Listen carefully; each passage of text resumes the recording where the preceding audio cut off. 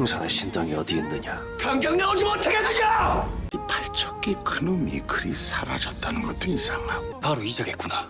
열흘 뒤 용담골로 갈 것이다. 팔척귀의 정체를 밝혀낼 것이다. 땅으로 떨어지던 날 놈이 태어났단 말이야? 열이 그 계집아이 때문에.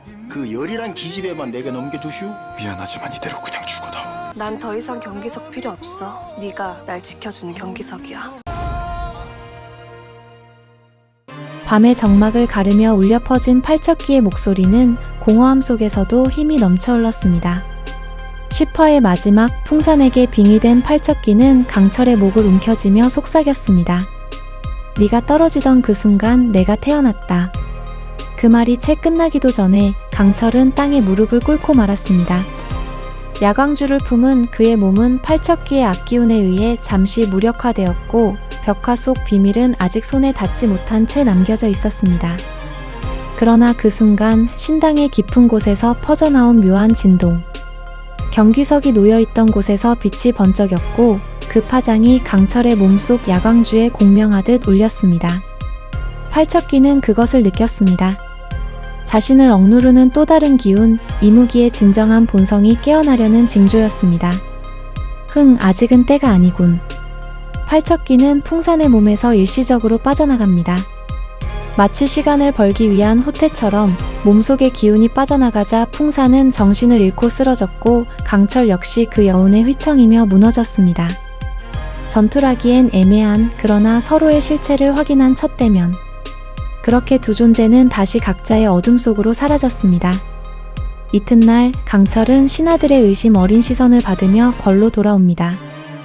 밤새 궁을 헤맸다는 이유로 형조판서의 실종과 연관 지으려는 움직임도 포착되고 있었죠.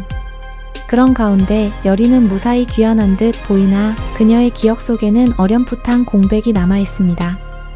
풍산의 신당, 무언가 손에 닿기 직전의 냉기, 그리고 그 안에서 느껴진 비비의 그림자.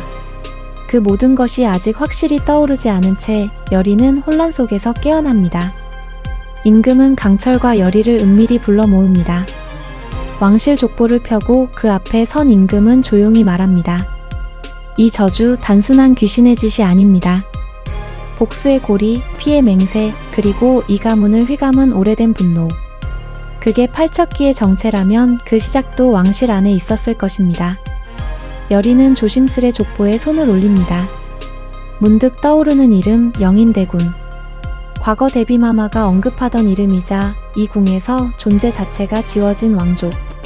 그 이름이 팔척귀의 정체와 엮여 있다면 이 싸움은 단지 저주를 푸는 것을 넘어 왕실의 죄업을 정면으로 마주해야 하는 싸움이 됩니다. 그날 밤 강철과 열이는 궁의 후원에서 마주 앉습니다. 둘 사이엔 더 이상 말이 필요 없는 감정이 흐르고 있었죠. 열이는 강철의 손을 잡으며 말합니다. 경기석이 아니라도 돼. 이젠 네가 나의 경기석이야. 이 말은 단순한 고백이 아닙니다. 열이에게 강철은 더 이상 수호자만이 아니라 그녀가 믿고 의지할 수 있는 유일한 존재가 되었음을 뜻합니다. 하지만 이 장면을 멀리서 지켜보는 이가 있었습니다. 바로 비비였습니다. 그 눈엔 복잡한 감정과 함께 한 줄기 결정이 스며들고 있었습니다. 그리고 다음 날, 열이는 사라졌습니다. 아무도 그녀가 어디 있는지 몰랐습니다. 강철은 다시 그녀를 찾아야 했고 또다시 풍산의 신당으로 향하게 됩니다. 그곳에서 열이를 기다리고 있는 것은 미소 짓는 풍산과 조용히 뒤돌아선 비비였습니다. 풍산의 신당은 어둡고 조용했습니다. 향이 피어 올려진 방 안에는 짙은 약초 냄새가 가득했고 그 중심에 열이가 눈을 감고 누워 있었습니다. 그녀의 손목엔 금박이 입혀진 부적이 둘러져 있었고 사방을 둘러싼 진혼주가 낮은 울림을 내고 있었습니다. 풍산은 촛불 앞에서 가만히 앉아 열이를 내려다봅니다. 이 아이가 끌고 온 기운은 단순한 인간의 것이 아니다. 풍산의 목소리는 이상하게도 두 겹으로 겹쳐 들렸습니다. 그의 내면에 숨어있던 팔척귀가 여전히 완전히 떠나지 않았음을 의미하는 것이었습니다. 빙의의 여진이 남아있는 듯 풍산의 몸은 미세하게 떨리고 있었고 그의 눈동자는 종종 붉게 변했습니다. 비비는 그 곁에 서 있었습니다. 가느다란 손끝을 열이의 뺨에 가져다 댄 그녀는 속삭입니다. 나는 널 싫어했던 게 아니야. 하지만 강철이는 널 선택했어. 바로 그 순간 여리의 눈이 번쩍 뜨입니다. 그녀는 본능적으로 손을 뻗어 부적을 뜯어내려 했지만 진혼주의 기운에 손끝이 얼어붙듯 멈칫했습니다. 비비는 깜짝 놀라며 뒤로 물러나고 풍사는 묘한 미소를 지으며 중얼입니다. 아직이다. 아직 시간이 필요하다. 그 시각 강철은 혼자 신당의 경계를 넘고 있었습니다. 여리의 연옥사 조각 하나가 그를 이끌었습니다. 폐허처럼 흩어진 숲길 끝에서 그는 기이하게 조용한 신당의 기운을 감지합니다. 그리고 문틈 사이로 흐르는 향냄새 속에 묻힌 여리의 흔적. 그러나 문 안으로 들어서려는 그 순간 강철은 마치 보이지 않는 장벽에 부딪히듯 튕겨나갑니다. 풍산이 쳐둔 연기의 결계였습니다. 분노한 강철은 결계 앞에 무릎을 꿇고 두 손을 바닥에 얹습니다. 그리고 낮게 읊조립니다. 열려라. 그가 품은 야광주가 조용히 반응합니다. 빛이 퍼지고 대지의 기운이 결계를 따라 번져갑니다. 천천히 그러나 확실하게. 결계는 조금씩 틈을 보이기 시작하고 신당 내부에서는 풍산이 눈썹을 찌푸립니다. 오지 말라고 했는데 저 이무기 놈 결국 깨워버리는군. 이때 여리가 다시 눈을 뜹니다. 강철의 기운이 그녀의 의식을 일깨운 것이었습니다. 여리는 속으로 속삭입니다. 나 반드시 여기서 나갈 거야. 널 위해서. 다음 순간 신당 안의 촛불이 일제히 꺼지고 강철은 드디어 안으로 발을 들입니다. 하지만 그가 마주한 것은 여리 대신 풍산의 형상이었습니다. 풍산은 다시 팔척기의 기운을 등에 업고 있었습니다. 자, 이무기야. 넌 누구를 구할 건가? 나를 막을 건가? 내 운명을 받아들일 건가? 말과 함께 주변의 어둠이 소용돌이치기 시작하고 신당의 벽면에서 오래된 기도문들이 검게 타들어갑니다. 그리고 그 중심에서 여리가 다시 한번 일어섭니다. 눈동자엔 공포 대신 단단한 결의가 서려 있었습니다. 난 여기서 끝내지 않아. 강철이 넌 내 편이잖아. 바로 그 순간 다시 한번 팔척기의 목소리가 울리고 강철의 눈이 빛납니다. 신당 안은 더 이상 단순한 장소가 아니었습니다. 그것은 팔척기의 기운이 만들어낸 일종의 심연이었고 여리와 강철은 그 속에 갇힌 채 진실과 환영 그리고 운명의 경계에 마주하게 됩니다. 팔척기는 풍산의 육체를 빌려 강철에게 말을 이어갑니다. 네가 승천하지 못한 그 밤, 널 향해 떨어지는 눈 하나를 내가 가로채었다. 그게 지금의 나다. 이 말은 충격적인 암시를 품고 있었습니다. 이무기로서의 강철이 승천을 실패한 그 운명의 순간 팔척기는 바로 그 낙하의 잔재, 실패의 원념이 빚어낸 존재였다는 것. 여리와 강철, 그리고 왕실을 맴돌던 저주의 실체는 그렇게 서서히 모습을 드러내기 시작합니다. 강철은 흔들립니다.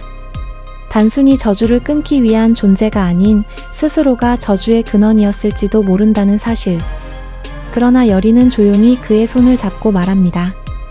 그 밤에 무엇이 떨어졌든 지금 이 순간 넌 나를 위해 여기에 있어. 그게 전부야.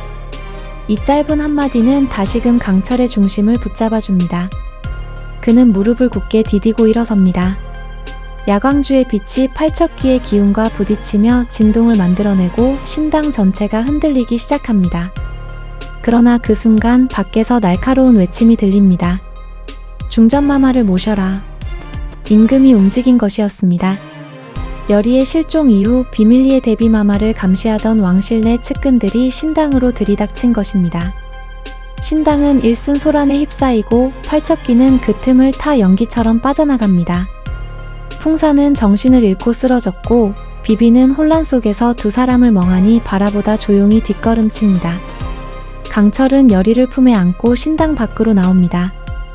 격하게 무너지는 기둥과 타오르는 향 사이에서 그는 말없이 여리의 이마에 손을 얹습니다. 이젠 괜찮아. 끝까지 내가 지킬게. 하지만 평온은 오래가지 않습니다. 여리는 중얼거립니다. 팔척기 그건 누구의 얼굴이었어? 강철은 잠시 말이 없습니다. 그녀가 본 것. 신당 안에서 팔척기가 보였던 형상은 단순한 환영이 아니었습니다. 그건 왕실의 오래전 사진 속 지워진 누군가의 얼굴과 닮아 있었던 것. 여리의 의식 속에서 그 형상이 선명해지기 시작한 것입니다.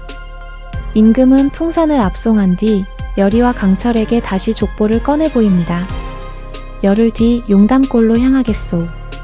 그곳에서 이 저주의 실체를 밝혀내야 하오. 이야기는 이제 절정을 향해 달려갑니다. 비비는 홀로 남겨진 채 신당의 폐허를 바라보며 말없이 서 있습니다. 그 눈엔 후회일까요? 다짐일까요? 그녀가 택한 선택의 무게는 이제 다시 귀궁 전체에 큰 파문을 일으키게 됩니다. 그리고 어딘가 검은 옷을 입은 사내 하나가 나타나 불타는 신당의 잔해를 바라보며 속삭입니다. 이제 곧 모두 끝날 것이다. 담골로 향하는 날이 다가옵니다. 임금은 조용히 입을 다문 채 국세를 정리하고 대비마마는 안색이 창백해진 채 풍산이 없는 자리를 응시하고 있습니다. 왕실 깊은 곳에서 일어나던 저주와 주술의 실체가 이제 마침내 햇빛 아래로 드러날 시간이 다가오고 있는 것입니다. 여리는 꿈을 꿉니다. 불타는 궁궐 속에서 한 아이가 울고 있습니다. 그 아이를 품에 안고 등을 돌리는 누군가, 그리고 아이의 울음 너머 들려오는 이상한 읊조림. 팔척 내 아이를 돌려줘. 깨어난 여리는 경기석을 꼭 쥔 채 숨을 고릅니다. 그 꿈속 인물들 중 하나가 분명히 자신과 연결된 누군가라는 직감을 느낍니다. 강철은 대비의 처소 근처를 돌며 감시를 이어갑니다. 그러나 비비의 흔적은 찾을 수 없습니다. 그녀는 어디로 사라진 것일까요? 신당 이후 강철은 그녀에게서 또 다른 단서를 찾을 수 없었습니다. 단지 마지막 순간 눈을 피하던 그녀의 떨림만이 기억 속에 남아 있었습니다. 한편 풍산은 어전문초를 받는 대신 묵묵히 감금되어 있습니다. 그의 입을 열게 하기 위해 영의정 김봉인이 직접 나섭니다. 너와 나는 서로의 목적을 알아. 그러나 이번만큼은 실수했군. 풍산은 미소 짓습니다. 실수는 아니었습니다. 단지 시간이 조금 어긋났을 뿐. 영의정 김봉인의 얼굴이 굳어갑니다. 이 모든 혼란이 단지 저주 때문만이 아니었음을, 그리고 풍산의 계획이 지금도 여전히 진행 중임을 깨닫기 시작한 것입니다. 그 시각 비비는 홀로 산사의 폐허에 있습니다. 무너진 불상 앞에 앉아 손에 들고 있던 은가위를 바라봅니다. 그 가위는 원래 여리가 지니고 있던 것. 비비는 천천히 그것을 바위에 내려놓습니다. 강철아, 난 널 위해서라 생각했는데 그게 아니었나 봐. 그녀는 이무기의 승천을 맡고 있는 존재가 자신이라 믿었습니다. 인간의 감정을 품은 강철이 승천할 수 없게 된 건 여리 때문이 아니라 자신 때문이라는 사실을 뒤늦게 깨달은 것이었습니다. 결의에 찬 눈빛으로 비비는 다시 궁으로 향합니다. 그러나 그녀의 발걸음은 누구보다 무겁고 조용합니다. 이 길의 끝엔 무엇이 기다리고 있을까요? 그리고 마침내 임금과 여리, 강철은 용담골을 향합니다. 그곳엔 아직 밝혀지지 않은 진실, 왕실이 묻어둔 과거, 그리고 팔척귀의 기원이 남아 있습니다. 족보의 빈칸, 사라진 이름, 울지 못한 아이의 저주가 서린 땅. 마차 안 여리는 강철에게 말합니다. 이걸 끝내면 우린 어떻게 되는 걸까? 강철은 대답하지 않습니다. 그저 조용히 손을 내밀고 여리의 손을 감쌉니다. 그것이 지금의 유일한 약속이자 위로였습니다. 멀리서 팔척귀의 기운이 다시 피어오릅니다. 그것은 단지 한 사람의 원념이 아니라 수백 년의 억울함과 침묵이 모인 절규였습니다. 용담골은 그 절규가 태어난 곳. 마침내 도착한 용담골. 그곳에서 기다리고 있는 것은 무너진 신정과 바닥을 가린 금빛 잔향, 그리고 오래전 잊힌 이름 하나. 이상 다음 주 11화 귀궁 예고편이었습니다. 여러분의 공감과 댓글은 큰 힘이 됩니다. 구독, 좋아요 부탁드려요.